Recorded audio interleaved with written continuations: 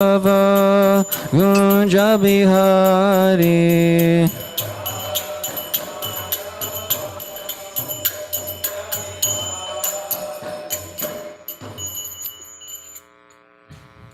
Srila Prabhupada Ki Jai.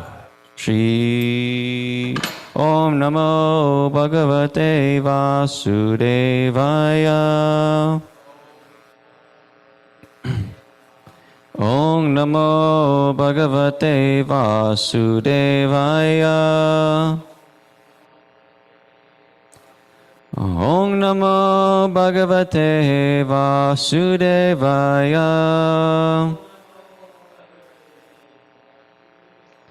Srimad Bhagavatam, Canto 1, Creation, Chapter 16, How Parikshit Received the Age of Kali, Text number 6. Word for word, Attava Asya Pada Amboja Makaranda Liham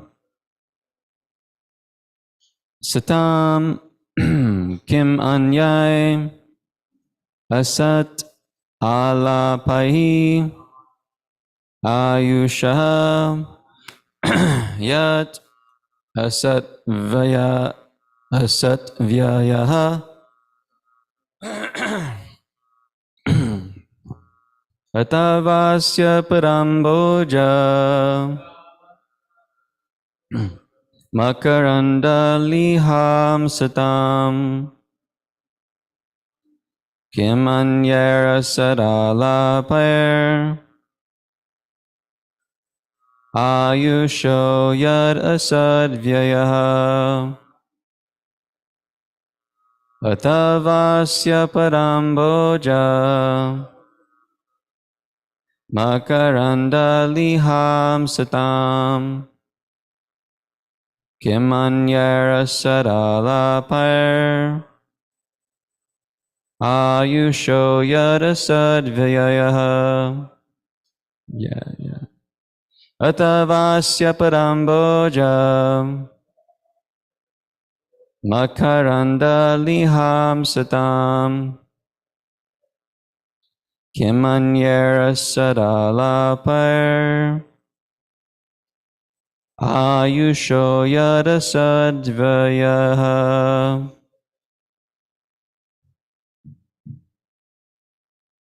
Is Maharaj ready or no? Okay, Madanga Prabhu.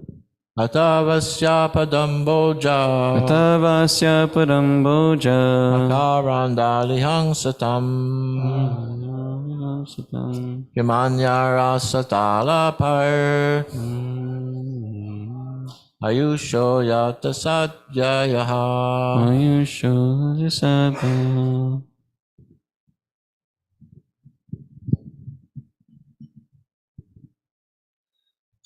Atavasya Padamboja Makaranda Liham Satam Kemanyar Asad Alapar Ayusho Yadasad Vyayaha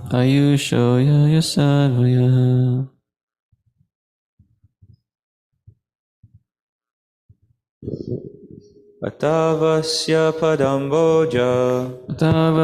Padamboja Makaranda Liham Satam Kinmam Yer Asad Alapar Ayusho Yad Asad Vyayaha Atavasya Padamboja Makaranda Litam Satam Kemanyer Asad Alapar Ayusho Yad Asad Vyayaha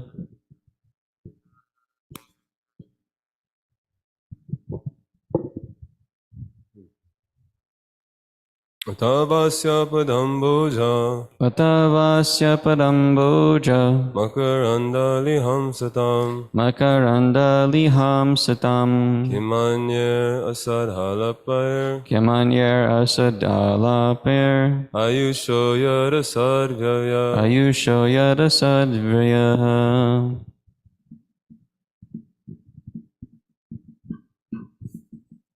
Atavasya Padamboja Vatavasya Padamboja Makarandaliham Satam Makarandaliham Satam Kimanaya Sad Alpair Kyamanyer Asadalaper Ayusho Yadashad Vyaha Ayusho Yadasadvaya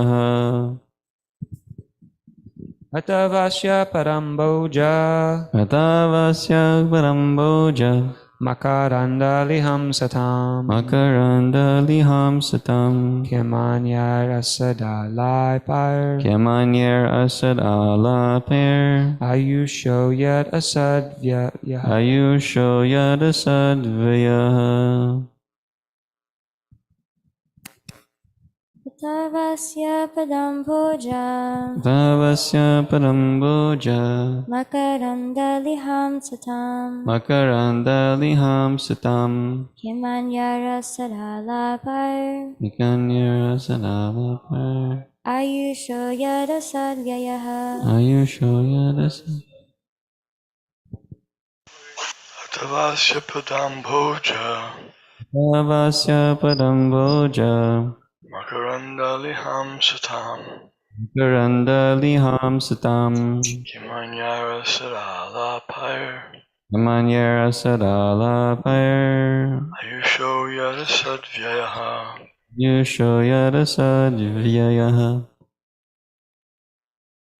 Atavasya Paramboja Vatavasya Padamboja Makarandaliham Satam Makarandaliham Satam Kimanye Asadalapayar Kyamanyer Asadalaper Ayusho Yadasadvyayaha Ayusho Yadasadvyayaha Atava otherwise Asya of his Lord Krishna's Pada Amboja lotus feet Makaranda Liham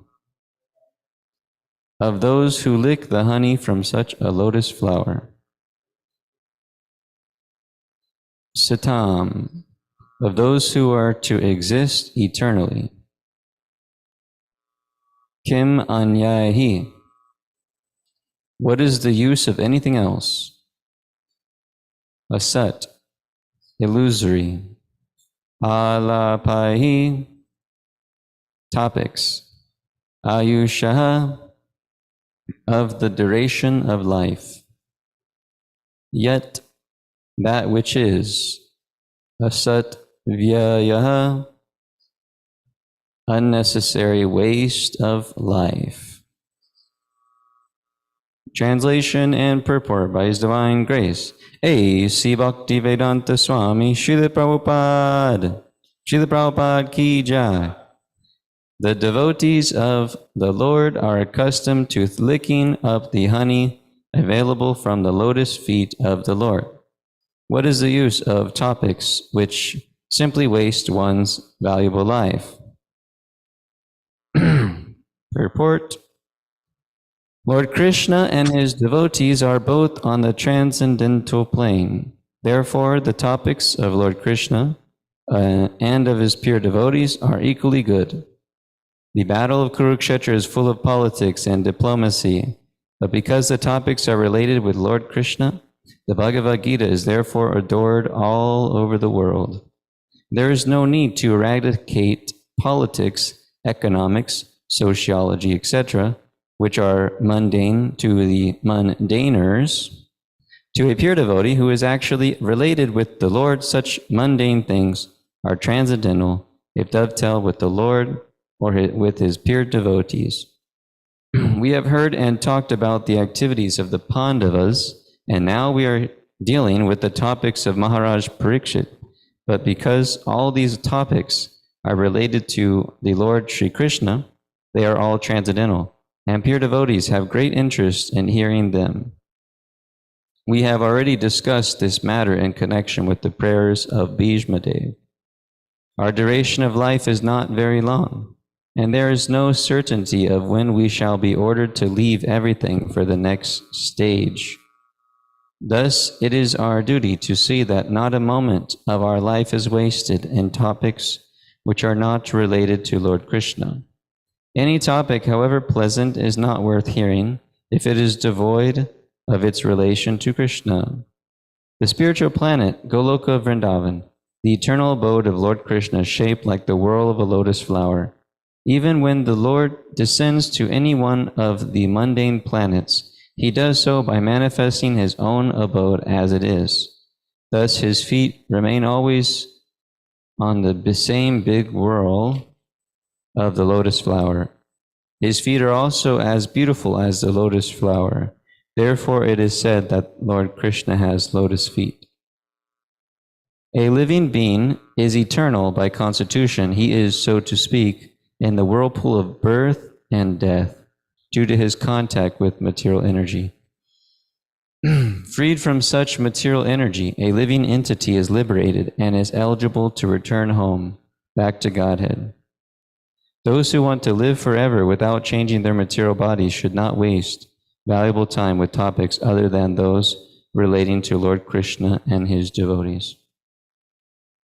Om Gyana Timirandasya Gadaja Shalakya Chakshurumaditam Yena Tasmai Shri Gurave Namaha. The devotees of the Lord are accustomed to licking up the honey available from the lotus feet of the Lord. What is the use of the topics? What is the use of topics which simply waste one's valuable life? So, this theme here is about topics that are in relation to the Lord or not, and how it wastes one's valuable life if they are not in relation to Krishna. And also, Prabhupada defines this term of this concept of the Lord's lotus feet. So,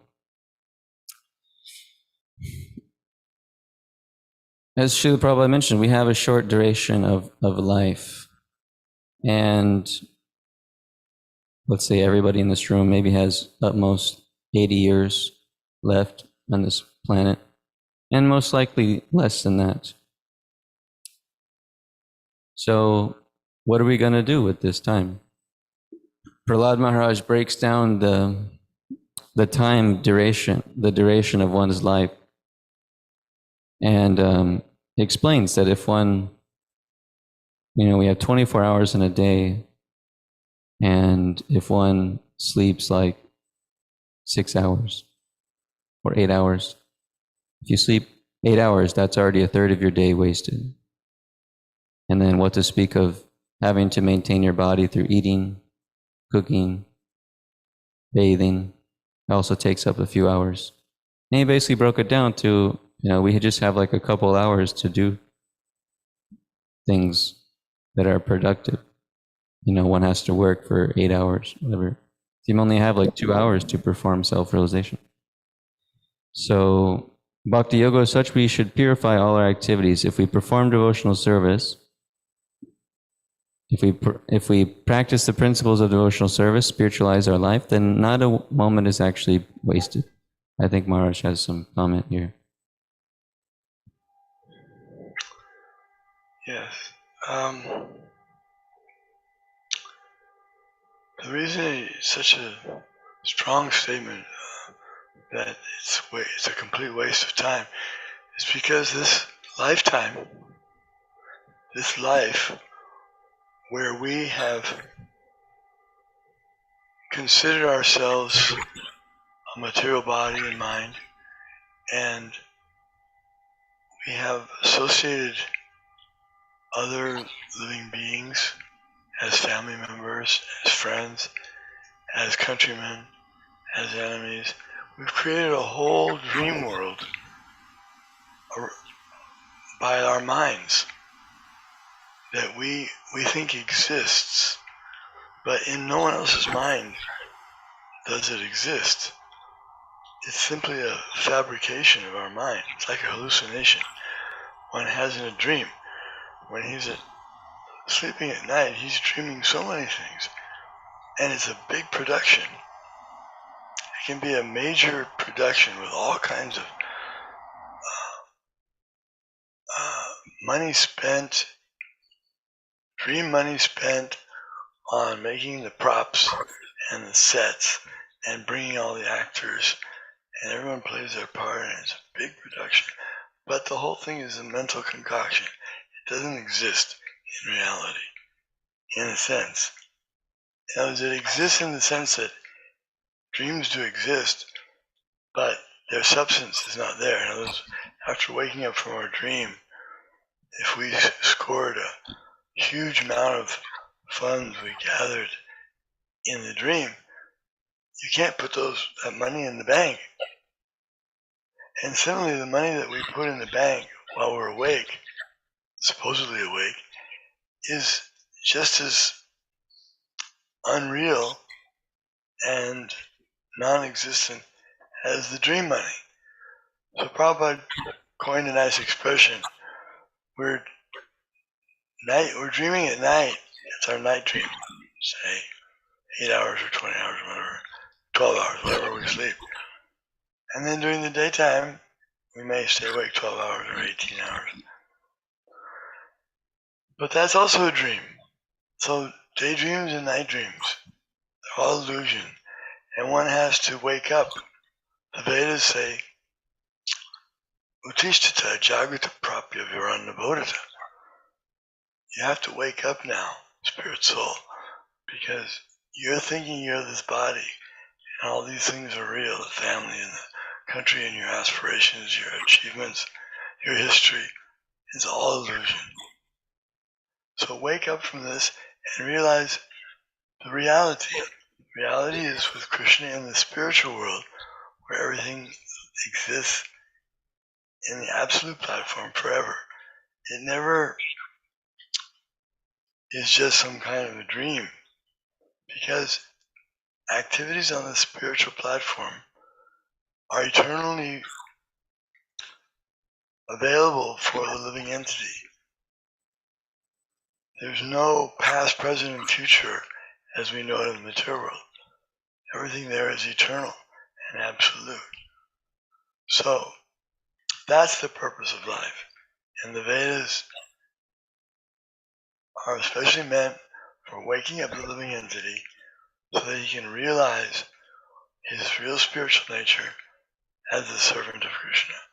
When he realizes he's servant of Krishna and is placed in the spiritual platform, then his life begins to have meaning. Otherwise, it's just a complete waste of time. Thank you. Jai, thank you, Gurudev. Yes, Jeev Jago, Jeev Jago. This is a song by Bhaktivinoda Thakur, and he explains, wake up, sleeping souls. You're sleeping on the witch of the lap called Maya. And and so we are daydreaming, and we're also night dreaming, the conditioned soul. And at nighttime we're dreaming, our subtle body's going different places, and all over the place, fabricating so many different forms in our dreams. And then in the daytime, we're also fabricating that we're this body and mind. And that, everything in relation to this body is real, and this is who I am, is this personality, certain traits, certain characteristics, from a certain background, skin color, etc., that we're dreaming. But Bhaktivinoda Thakur sings that we have this Harinam. Lord Chaitanya is coming and saying, wake up, chant the holy names, make Krishna your goal of life. So by this chanting, then we start to wake up from the dream of material existence. But it takes some time for us to wake up. It takes some time for us to become detached from our dream worlds we've created. You know, so many dreams we've created of who we think we are. I think I always, whatever I think, I take it so seriously because it's right, And we might just be dreaming that like all the time. And then if somebody comes and tells you, hey, you should do something differently, and then we become so disturbed, no, I'm right. That might be our initial reaction. And that means we've been dreaming so much about, I do things properly, I do things right, I'm clean. And then somebody says, hey, you didn't really clean this very well. And then, no, I did, because we've been dreaming.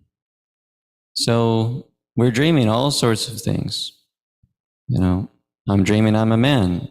She's dreaming she's a woman. But we're actually not these things. But what to do? Because it's not like we can just accept it right now. I'm a man. I'm not a man. I'm a soul.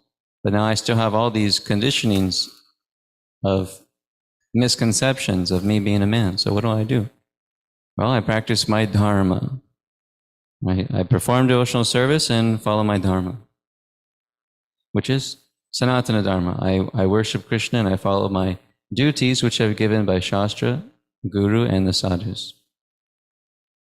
And by that, then I become more and more awake of this illusory dream of material existence, which, as we hear, has no tangible existence in reality, but is simply a fabrication of the mind, intelligence, and false ego. So this is why we have to consistently hear from Srimad Bhagavatam, and we have to hear from these self-realized souls that help us wake up from this dream. We may be so stubborn that we don't accept it in the moment, but we should really keep ourselves open and appreciate that the Bhagavatam and the gurus and the sadhus, they're actually giving us real knowledge by which we can wake up. Problem is that we don't really want to wake up that much because we're so attached. We're so attached. And we're bewildered by such things, boga and aishvarya, material enjoyment and sense and material opulences. This is why we have to bathe our intelligence in Shastra, because rationally, it doesn't make any sense to try to enjoy ourselves here in the material world. But we're attached to it. We're sentimentally attached to it. But by that contemplation, then we can try to plan to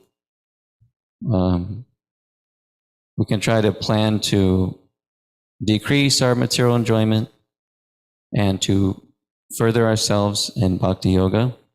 But then in between that realization, that vijnana, from that jnana, we need to apply the process, and gradually we will advance towards vairagya, or real renunciation. This happens by yukta vairagya. We have to utilize everything in the service of the Lord. Everything that we have. And it can be difficult to understand how to do that, especially if one even if one is living inside of a temple, but also outside, one needs proper guidance. That is what the gurus and the sadhus are there for, to guide us how to utilize everything in the service of Krishna. And we've spoken about these topics many times. So, yes, waste of life. So we have a few years, huh? Especially we all here have a few years of youth. So when the body gets older, then things become quite difficult to do, basic things. And we may not be able to render service to the Lord in ways in which we want to. And that can be a cause of suffering if we haven't become Krishna conscious. And I heard something recently, it was very inspiring. And it was by His Holiness Badri Narayan Swami in San Diego. He was speaking about how Srila Prabhupada has instructed that, once you've preached all over the world, then, when you're sufficiently advanced, then you can retire and to Vrindavan and get ready to leave this world. And he was giving the example of a devotee in our movement, His Holiness Shivaram Swami. How amazing this devotee is and what he's accomplished.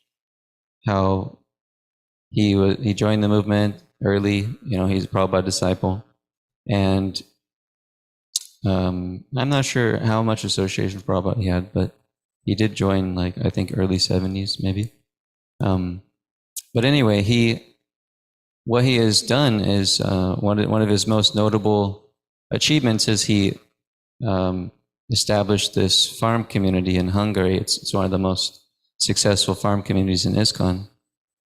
And it's amazing. There's so many devotees there, and they're trying to, as best they can, to be self-sufficient from modern society. Of course, they have electricity and things like this, but they are trying their best to move in that direction as much as they can, which is difficult to be fully self-sufficient from, the city life, modern society. Anyway, it's one of the most successful temples, farm community temples in the world. And also he's traveled all over the world, and he has written so many books. He has so many thousands of disciples all over the world. And he also has a lot of videos for new Westerners about yoga and different topics like that. So he's accomplished so much, traveled all over, made so many disciples. He had recently appointed one of his senior devotees to take over his duties as his GBC responsibilities, governing body responsibilities. And then because of his health, now he's just retiring and wanting to write and absorb himself in various processes of devotional service. So I was so inspired, wow. And he's retired in Vrindavan in the sense of the farm community is, it's kind of like New Vrindavan. It's got a name for Vrindavan. I can't remember. What is it called? Nava Vrindavan, something like that. So anyway, this is an example of someone who is from the utmost degree, you could say, preached all over the world, done so much preaching services through his whole life. And then now, when old age is there, he's retiring peacefully and, focusing on more internal activities. So that's a great example to live by. And one might think, well, how am I going to do all those things, right? But it seems impossible. Yeah, get fired up. We can follow in his footsteps and try our best to our capacity. We may not be able to do all those things, but we can do some contribution to the movement our whole life. And then when we have sufficiently preached and the body's old, then we can retire and perform devotional service in that way. So we have to utilize our life, especially our youth, for intense devotional service. And of course, we also use our old age too. And actually, it's interesting because when one advances in Krishna consciousness and they become older, they also become more wiser. They become more Krishna conscious. So you'll see that even older devotees in their 50s or 60s, I had one devotee, like that with me on book distribution. And he would do way more than everybody else. And we're thinking like, this doesn't make sense because his body's old and he's complaining about this issue, that issue. But somehow or other, he's running around, finding people, running around in parking lots and getting people's books and all these things. And you're like, what the heck?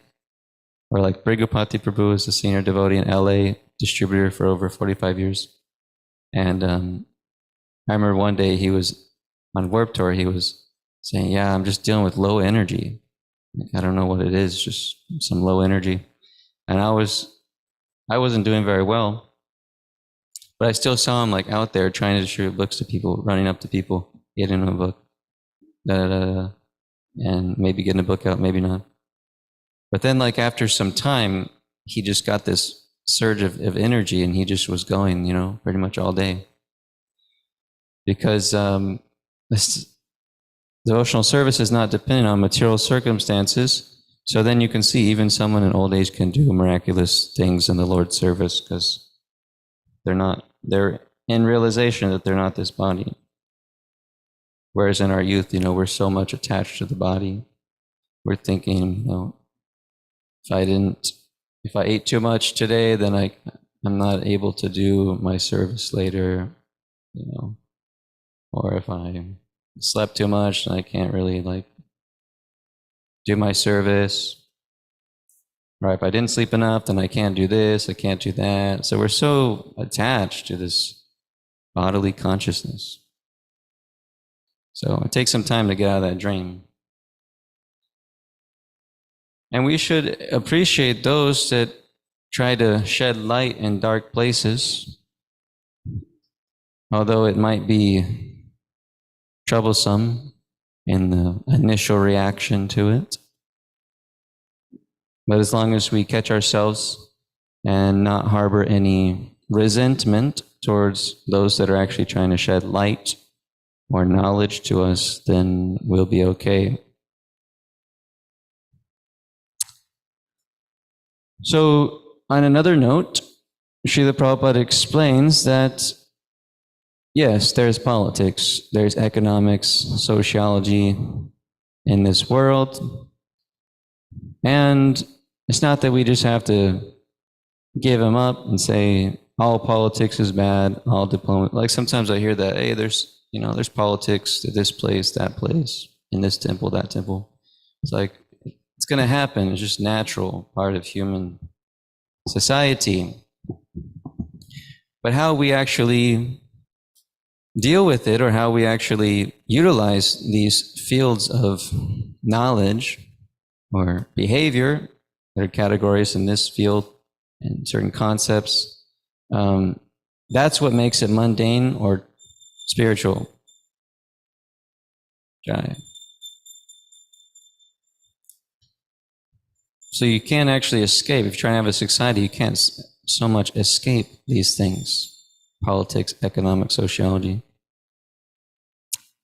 But you can utilize them in Krishna's service. Like, for example, economics, there's a certain system of economics here, and everybody please give me your Lakshmi after breakfast so I can do some economics and go to the bank. And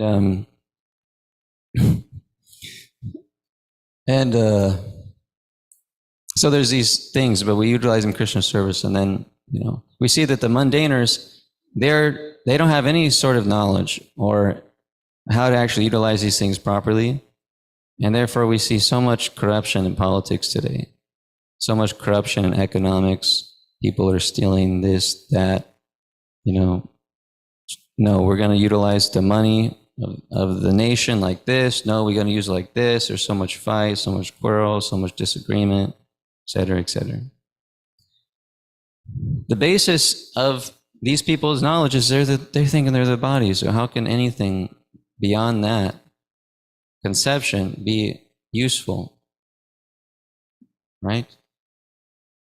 So these sages and these great devotees, the Shastras, Upurusheya is transcendental, it's flawless, and therefore we have to just accept. I heard this comment recently, which I thought was really a good point, which is you could reason yourself by accepting something controversial in Shastra, according to modern theories of science. You could say, like this whole thing about the moon. You could say, well, I mean, who if you actually get into the evidence that is available online and whatever, did they go? Did they not? You just find like unlimited evidence of both sides. So then it's like, well, why just spend my time racking my brain? Okay, did it happen? Did it not? It's easier just to accept Shastra on the basis of faith on Shastra, or Srila Prabhupada's comments about it, because that is actually better to do because we're putting our faith in a pure devotee. And also, it takes a lot less mental energy. So if you can do that and accept it and be peaceful with that, then it's better just to accept Shastra. And of course, there's other reasons why, but this is just one point about like being exhausted with the whole material sphere, because so many, different opinions are there about this or that in the material world, different material subjects. So why don't we just accept Shastra? Of course, as devotees, we should accept Shastra, even if it goes against what science says. So we shouldn't actually be trying to, we shouldn't accept Shastra on the basis that modern science can prove facts which Shastra states. That makes sense? So like you hear about, let's say you hear about the distance between the sun and the moon. There's a calculation. It's a lot farther than what we think it is. The earth and the moon. It's actually a lot farther than modern science understanding. So then, because we might be attached to modern science ideas, then we think it's controversial, or we have some doubt about it, which is fine. But as we advance in devotional service, we actually, on the basis of Shastra, and we accept Shastra as Purusheya, full of flawless knowledge, and we should accept it on the basis of its purity, and we shouldn't be trying to look for modern science to prove what is in Shastra, and then I'll have faith in Shastra. So we have to have faith in the scriptures, and that is these are the guidelines in which we live our life is the basis of scripture and the disciple succession. It doesn't mean we give up our intelligence, we don't have doubts. It just means that we should have more faith in Shastra than faith in the subjects of this world. With people that are thinking they're the body, they're dreaming. They're dreaming so many different dreams about themselves. Of course, they can come up with nice findings, but it's all ultimately, if it's not in relation to Krishna, then it's a complete waste of time. And I'll just end with this one point about mundane subjects, because Narada Muni explains that these different novels and stories and made up by materialistic people, they're just simply different labels of passion and ignorance. So when we hear from them, we associate with the modes of passion and ignorance, that affects our consciousness, and it becomes more difficult to perform devotional service. And I was, if you think about a very famous, like a famous world that it was created, and there might be novels or movies about it, like let's say, for example, Lord of the Rings. I don't want to bring it mundane, but it's just a point. If you think about Lord of the Rings, there's this whole world that was created by this author, and like different species were created by this author, different planet. I don't know, different planets, but different like realms, whatever, different magic spells, different fighting styles, different this, different that. All this was created, right? So somebody has spent so much time trying to understand the different aspects of this world that was created by this person's imagination. What is the benefit in that? Right? It's like what I'm doing is I'm associating with this world that was created by another human being to I don't know why he created it. Maybe he wanted some fame. Maybe he just was interested to create something people would like. But it's all, what's in that is all of his ideas of his morality, of his, different concepts of himself and the world and this and that. But people spend like so much time, and there's so many, you see just so much articles about it, essays, videos, and about this world that was created by this person's mind. And then people become so absorbed in it, they may dress up as a character, and then live their whole life because they like this character, and they're dressing up as them. They're saying different quotes the person says. Now, just thinking about that, like, that's a pretty trivial, and it's useless because you won't make any spiritual advancement that way. Whereas if you study like the politics of Bhagavad Gita, or if you study Krishna's pastimes, these are actually arranged by Krishna, his pastimes. Of course, they're arranged by Krishna through Yogamaya. But this realm, which we can hear about and study and look into and dress up as Arjuna, dress up as Krishna, this all has spiritual benefit, and we're associating with a mind that is completely pure, Krishna. So therefore it is important to hear from Krishna and his devotees and try to, we may have these propensities towards like hearing about something, some world beyond this world. So we have to move that to this knowledge. And one may say, well, it's easy. You could just go online and watch all these videos about this thing. All these articles are posted, so much information, so easily accessible. So the mind can go there more easily, Whereas here, maybe we only have books or maybe a few videos online about Krishna pastimes and few of this, few of that. Yes, that is the challenge, but we have to really get a taste of hearing and chanting through these literatures, and maybe you can become attracted to a devotee who gives a seminar on a particular topic or speaks about particular subjects, pastimes, and then it becomes alive. The thing is all this technology is bringing about so much absorption in these various topics, subject matters. But that absorption leaves you in a state of dissatisfaction. Whereas absorption in the books in relation to Krishna and pastimes in relation to Krishna, stories, there's so many stories. This all actually allows you to be peaceful and utilize your life in a proper way towards self-realization. And there's one other. So yes, we actually have to get into to reading sufficiently and hearing sufficiently, so that we can satisfy our propensity to know about things which are beyond this world and things that are of this world. If we like politics, read the Mahabharata. There's so much,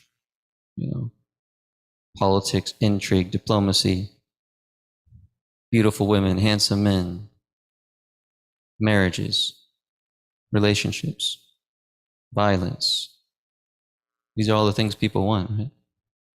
It's all there in Mahabharata, and it's ecstatic. So hearing those help us.